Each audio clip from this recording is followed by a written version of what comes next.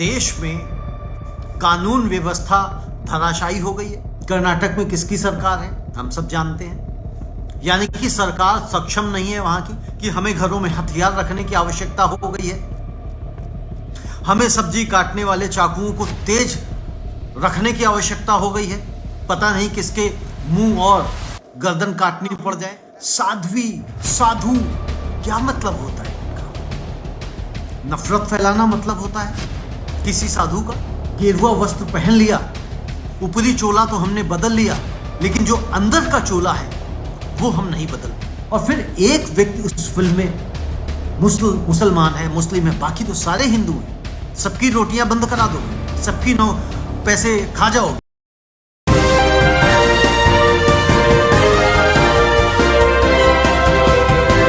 तो साध्वी प्रज्ञा ने एक बार फिर अपनी जहर भरी जुबान खोल दी है। हम सब जानते हैं ये साध्वी प्रज्ञा वही है जिनको हमारे प्रधानमंत्री जी दिल से कभी भी माफ नहीं कर पाएंगे। याद है ना, प्रधानमंत्री जी ने कहा था मैं दिल से इसे कभी भी माफ नहीं कर पाऊंगा। दिमाग से कर दिया है, सिस्टम से कर दिया है, मैं दिल से नहीं किया है। क्योंकि हम उनके दिल में झांक के तो देख नहीं सकते, तो हम मान लेते हैं कि प्रधानमंत्री जी ने कहा है तो नहीं कर पाएंगे। साध्वी प्रज्ञा कर्नाटक गई थी और वहां पे उन्होंने एक सभा में भड़काऊ भाषण दिया है। भड़काऊ ही कहूंगा मैं इसे, और है भी भड़काऊ। कहूंगा क्या मतलब, भड़काऊ भाषण ही है ये। उन्होंने कहा है कि आप सब लोग अपने घरों में हथियार रखें, कुछ नहीं होता है तो सब्जी काटने वाली चाकू की धार ही तेज कर लें, पता नहीं कब जरूरत पड़ जाए। कहना क्या चाह रही हैं कि हमारे देश में कानून व्यवस्था धराशायी हो गई है। कर्नाटक में किसकी सरकार है हम सब जानते हैं। यानी कि सरकार सक्षम नहीं है वहां की। लॉ एंड ऑर्डर वहां पे बिल्कुल भी खराब हो गया है, ध्वस्त हो गया है कि हमें घरों में हथियार रखने की आवश्यकता हो गई है, हमें सब्जी काटने वाले चाकुओं को तेज रखने की आवश्यकता हो गई है, पता नहीं किसके मुंह और गर्दन काटनी पड़ जाए। ऐसा उन्होंने कहा है कि हम उनके मुंह और गर्दन काट देंगे। किनके? सब समझ रहे हैं किनके। ये वही हैं जिन्होंने शहीद हेमंत करकरे के विषय में अनर्गल बयान दिया था। ये वही हैं जिन्होंने महात्मा गांधी के ऊपर बेहूदी टिप्पणी करी थी।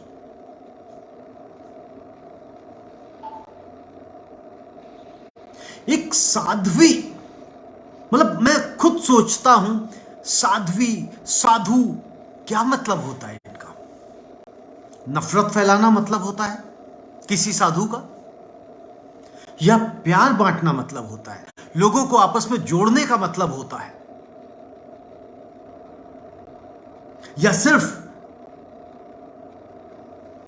गेरुआ वस्त्र पहन लिया, ऊपरी चोला तो हमने बदल लिया, लेकिन जो अंदर का चोला है वो हम नहीं बदल पाए। ये छूट कहां से मिलती है? क्या आने वाले समय में जो चुनाव होने वाले हैं ये उसकी तैयारी होने जा रही है, या तैयारी होनी शुरू हो गई है कि भड़काऊ भाषण हम देना शुरू करें, माहौल बनाना शुरू करें, पोलराइज करना हम शुरू कर दें?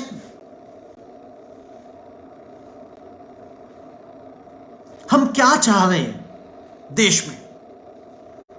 हम कहां तक नफरत घोलना चाहते हैं? क्या हम चाहते हैं कि सारे के सारे लोग सड़कों के ऊपर आ जाएं और मारकाट मचाएं, एक दूसरे को धर्म से पहचाने और धर्म से ही हम आक्रमण करें? मैं आप सब लोगों से एक रिक्वेस्ट करूंगा कि सबसे पहले तो ये वीडियो जितने लोग देख रहे हैं इसको शेयर करिए, ताकि ज्यादा से ज्यादा लोगों तक ये बात पहुंचनी चाहिए कि हमें नफरत में नहीं फंसना है, हमें नफरत के चक्कर में नहीं पड़ना है। हमें प्यार को बढ़ाना है, शांति स्थापित करनी है, ना कि इन राजनीतिक पार्टियों के चक्करों में उलझ के हम अपने घर की जो शांति व्यवस्था है वो खराब कर लें। ध्यान रखिएगा, जब शांति व्यवस्था बिगड़ेगी तो आम आदमी ही इसके चुंगल में फंसेगा। ये जो नेतागण हैं, ये वाई सिक्योरिटी लेके, जेट सिक्योरिटी लेके घरों में बैठ जाएंगे, दुबक जाएंगे।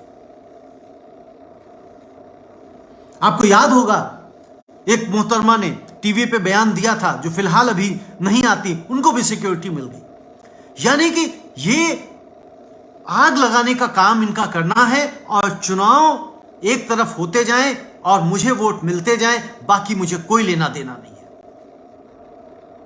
आप इतनी नफरत फैलाते ही क्यों हैं कि आपको सुरक्षा की आवश्यकता पड़े? यदि आप प्रेम बांटेंगे तो क्या आपको सुरक्षा चाहिए होगी? नहीं चाहिए। क्या सारे के सारे चुनाव इन्हीं नफरत के आधार पर जीते जाएंगे? क्या चुनाव काम के आधार पर नहीं जीते जाएंगे? क्या चुनाव महंगाई को कम करने के लिए नहीं लड़ा जाएगा? क्या चुनाव अपनी परफॉर्मेंस के बल पे नहीं जीते जाएंगे कि देखिए हमने 8 सालों में, 9 सालों में, 10 सालों में ये बदलाव कर दिए हैं और मुझे जो वोट चाहिए इन कामों के लिए चाहिए। ना कि हमें गुजरात में जाके बताना पड़ेगा कि देखिए 2002 में हमने उनको सबक सिखा दिया था, तो इसलिए अब आप हमको वोट दीजिए। 2002 में उनको सबक सिखा दिया था, इसलिए अब आप हमें वोट दीजिए। किनको सबक सिखा दिया गया था ये हम सब जानते हैं। क्यों अभी भी 27 सालों से भारतीय जनता पार्टी की सरकार गुजरात में है? क्यों अभी उन्होंने अपने कामों के ऊपर वोट नहीं मांगे? उनको क्यों 2002 की याद आ गई? क्यों उनको नफरती भाषण देने की जरूरत पड़ती है, आवश्यकता पड़ती है? क्यों उनको कहना पड़ता है बटन इतनी जोर से दबाओ कि शाहीन बाग तक करंट लगे? जब दिल्ली में चुनाव हुए थे लास्ट टाइम, याद होगा आपको, किसने कहा था? आखिर ये क्यों हो रहा है? किस लिए हो रहा है? और इसको बंद कराने की जिम्मेदारी कौन लेगा? प्रधानमंत्री जी से तो अब मैं उम्मीद नहीं करता हूं कि प्रधानमंत्री जी खुद आके कभी ये बोलेंगे, क्योंकि वो खुद ही इसमें शामिल हैं, इस तरह के भाषण देने में। वो खुद ही शमशान और कब्रिस्तान की बातें करते हैं। वो खुद ही लोगों को उनके कपड़ों से पहचान लेते हैं। लेकिन ये भूल जाते हैं कि उन्होंने नौकरियां देने की बात करी थी, उन्होंने महंगाई कम करने की बात करी थी, उन्होंने पेट्रोल डीजल कम करने की बात करी थी, उन्होंने डॉलर के मुकाबले रुपये को कम करने की बात करी थी, कीमत बढ़ाने की बात करी थी। लेकिन क्या हुआ? उन्होंने आतंकवाद खत्म करने की बात करी थी, उन्होंने काला धन समाप्त करने की बात करी थी। लेकिन हम सबको पता है कि काला धन स्विस बैंक में पहले के मुकाबले डबल से भी ज्यादा हो गया। लोगों को लाल लाल आंखें दिखाने की बात करी थी, लाल लाल ऐसे हो रही है, लाल हो रही नहीं हो रही, नहीं हो रही, कोई बात नहीं। उन्होंने कहा था लाल लाल आंखें तो नहीं दिखा पाए, झूला जरूर झूला, नारियल पानी तो जरूर पिलाया। दाऊद को पकड़ के लाने की बात हुई थी, आया दाऊद, बात भी हो रही उसके ऊपर, नहीं हो रही। एक प्रोग्राम में एक हमारे जो नंबर 2 है सरकार, उन्होंने कह ही दिया था जुमला है 15 लाख रुपए के लिए। मैं भी मानता हूं कि 15 लाख रुपए जिस तरह से उन्होंने कहा था, ऐसा नहीं कह दिया था कि ये 15 लाख रुपए आपको मिलेगा, आपको हम देंगे, हम जीतेंगे। तो उन्होंने कहा पैसे आ जाएंगे तो 15-15 लाख रुपए आपके खाते में आ जाएंगे, इस तरह की कुछ बात थी। लेकिन ये कोई वो नहीं था। लेकिन बाकी तो जो बातें हुई थी, महंगाई पे, बेरोजगारी पे, सुरक्षा पे, ये सब तो बातें हुई थी ना। कहां गए वो सारे वादे? उन वादों को छुपाने के लिए, अपनी असफलताओं को छुपाने के लिए हम नफरत फैलाते जा रहे हैं। नफरत के सहारे ही हम जिएंगे क्या? नफरत के सहारे ही हम सरकार चलाएंगे क्या? हम कुछ अच्छा नहीं कर पाए, हम कुछ बेहतर नहीं कर पाए, सरकार कुछ बेहतर नहीं कर पा रही है, तो इसलिए वोट खरीदने हैं। वोट खरीदने हैं तो क्या करने हैं? हमें मुफ्त राशन देना है 81 करोड़ 35 लाख लोगों को। 81 करोड़ 35 लाख लोगों को दिसंबर 2023 तक मुफ्त राशन देना है। पहले 3-3 4-4 महीने के लिए बढ़ा रहे थे, लेकिन फिर एकदम से बढ़ा दिया 1 साल, क्योंकि अगले 2023 में शायद 9 राज्यों में चुनाव होने हैं। फिर उसके बाद 2024 में मई में जाके चुनाव होने हैं केंद्र के, तो दिसंबर तक बढ़ा दिया। क्या 3-3 महीने बढ़ाते जाएंगे, एक साथ ही बढ़ा दो। और उसके बाद फिर जब दिसंबर आएगा तो आप देखिएगा मई तक भी बढ़ जाएंगे, क्योंकि केंद्र सरकार के चुनाव होने हैं। मतलब केंद्र सरकार खुद, मोदी जी खुद कुछ बांटे तो वो रेवड़ी नहीं है, लेकिन अगर कोई दूसरा व्यक्ति बांट दे तो वो रेवड़ी हो जाती है। हमें यह भी सोचना चाहिए, क्या 81 करोड़ 35 लाख लोग भूखे मर जाएंगे? मैं बार बार पूछ रहा हूं। यानी कि उनके पास आमदनी के साधन नहीं बचे हैं, उनके पास पेट भरने के साधन नहीं बचे हुए, उनके पास कमाई नहीं है, उनके पास रोजगार नहीं है, उनके पास नौकरी नहीं है। उधर राजस्थान में भी सरकार, जो गहलोत सरकार है, उसने भी सिलेंडर 500 रुपए का कर दिया। यानी कि वोट बटोरने के लिए लास्ट मोमेंट पे आके हम इस तरह की रेवड़ियां बांट देते हैं ताकि हमारे पास वोट आ जाए। लेकिन वोट आ जाए ठीक है, लेकिन जो नफरत के आधार पे वोट मांगे जा रहे हैं, नफरत के आधार पे आपको डरा धमका के जो वोट लिया जा रहा है, वो कितना जायज है, ये हमें सोचना होगा। कब तक हम कहते रहेंगे? आप बात करते हैं, पठान की भी बात चल रही थी कि नारंगी रंग की बात चल रही थी, पठान फिल्म को बायकॉट करने की बात चल रही थी। आप में से किसी की दम है कि उस फिल्म को फ्लॉप करा लें?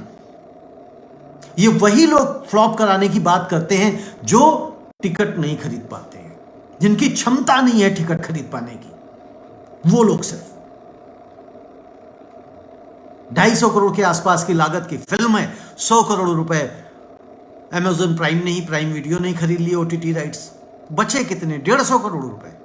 ये तो मुझे लगता है कि फर्स्ट वीक में ही, पहले ही 3 या 4 दिनों में पैसे कवर हो जाएंगे। और फिर एक व्यक्ति उस फिल्म में मुसलमान है, मुस्लिम है, बाकी तो सारे हिंदू हैं। सबकी रोटियां बंद करा दोगे, सबकी पैसे खा जाओगे, सबको आप सड़कों पे ले आना चाहते हो। आपके खैर आने से कुछ नहीं होगा, आपके चाहने से कुछ नहीं होगा, क्योंकि इतना ही आप कर सकते होते तो आप अपने चहेतों की फिल्में सुपरहिट करा लेते, बाकियों की फिल्में फ्लॉप करा लेते। लेकिन आप अपने किसी भी चहेते की फिल्म सुपरहिट नहीं करा पाए, फ्लॉप हो गई। क्योंकि फिल्म चलती है अपने कंटेंट पे, अपनी कहानी पे, अपने डायरेक्शन पे। किसी के फ्लॉप कराने से या किसी के हिट कराने से फिल्म नहीं चलती है। बात जो साध्वी प्रज्ञा की हो रही है उसके ऊपर आपको सोचना है कि साध्वी प्रज्ञा सिंह ठाकुर क्या लोगों को हिंसा के लिए भड़काना चाह रही है, लोगों को हिंसात्मक बनाना चाह रही है। वो चाहती हैं कि लोग जेल में जाएं, वो चाहती हैं क्या लोगों को कानून अदालत के चक्कर लगाने पड़े? क्या कभी वो हिंसा ऐसी हो जाएगी तो वो किसी को बचाने पहुंचेंगी क्या? क्या किसी के समर्थन में वहां जाके उसके घर पे खड़े होकर नजर आएंगी क्या बिना सुरक्षा के? नहीं होने वाला। हमें अच्छा लगता है जब कोई हमें इस तरह के भाषण देता है कि हाँ हाँ हमारे बाजुओं में लहू दौड़ता है, लेकिन वो लहू जाता कहां है? जेल पहुंचा देता है, परिवार के परिवार बर्बाद कर देता है। इस पे सोचिए, मत पड़िए इनके नफरत के सौदागरों के चक्कर में। ये नफरत के सौदागर सिर्फ और सिर्फ अपना स्वार्थ साध रहे हैं। आपके हित से, आपके अहित से इनको कोई लेना देना नहीं है। इनको सिर्फ और सिर्फ अपना मकसद प्यारा है, इनको सिर्फ और सिर्फ अपनी कुर्सी प्यारी है, और ये अपनी कुर्सी के लिए कुछ भी कर देंगे। नेता किसी का सगा नहीं होता है, हम सब जानते हैं। आज नेता इस पार्टी में है तो कल उस पार्टी में होता है। जहां से उसको अच्छा ऑफर मिलता है वो वहीं चला जाता है।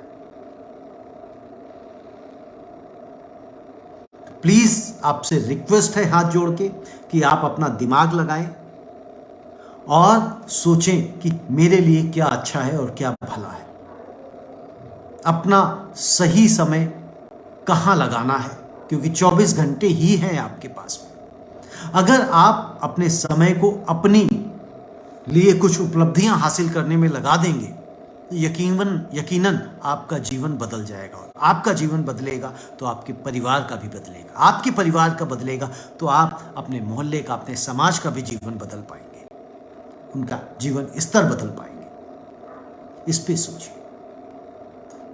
जाते जाते मैं कहूँगा कि एक बार दोबारा से वीडियो प्लीज़ शेयर कर दें, फॉलो करें इस पेज को, और अपने दोस्तों को, मित्रों को भी कहें। इसके अलावा आप मुझे ट्विटर पे भी फॉलो कर सकते हैं, और यूट्यूब के ऊपर भी, और साथ साथ इंस्टाग्राम पे भी। जीवन में सिर्फ आगे बढ़ने का सोचिए, ईमानदारी से और मेहनत से काम करिए, सफलता आपके कदम चूमेगी।